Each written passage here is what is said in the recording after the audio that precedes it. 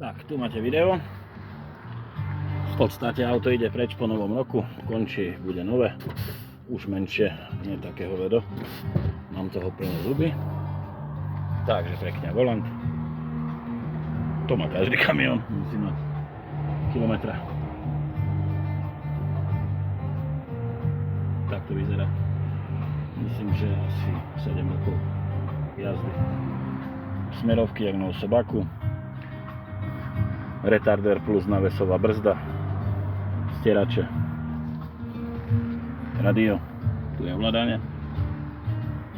Klimatronik plus nezávislé kúrenie. No a v podstate uzavierka napravy. Antiprekos, výška. Za jazdy si môžem prištelovať výšku buď 5 cm hore alebo 5 cm dole, 0 je v strede. Brzda, keď sa pohýňam v kopci. Kontrola čiar. Kontrola predmetov predo mnou.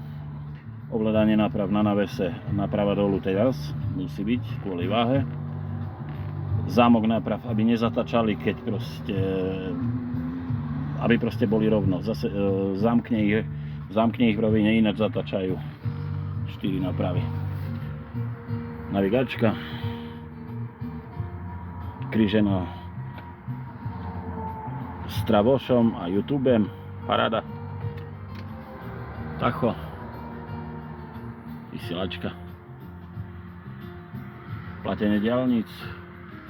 V podstate mikrovlnka. Je tu menič na 230 V, klasicky jak doma v zásuvke. Čo ešte? Rýchlostná páka. Teraz v neutrale. Automat, sekvenčné radenie, spiatočka. Heavy mod, ako do kopca to využívam, keď mám veľa naložené, aby proste bol taký dravejší. Ináč je v eco režime, nechce sa mu moc ťahať. V podstate ďalej postele. Jedna posteľ hore, spústa vložných miest. Hej.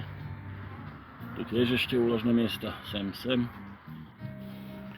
Anténa Starlink do sveta, aby som mohol mať internet a platil som, nie 600 eur ako za telefón som platil niekedy. Pánku už v podstate posteľ, tu spím. Sedačka druhá, chladnička.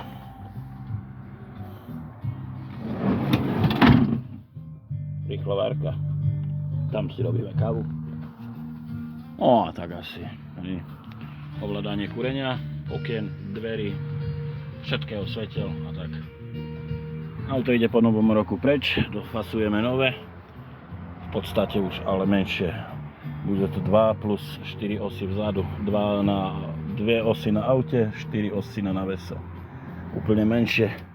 Mám toho pokrk 25 rokov s nadmerami. Stačilo. Aj takto to vyzerá.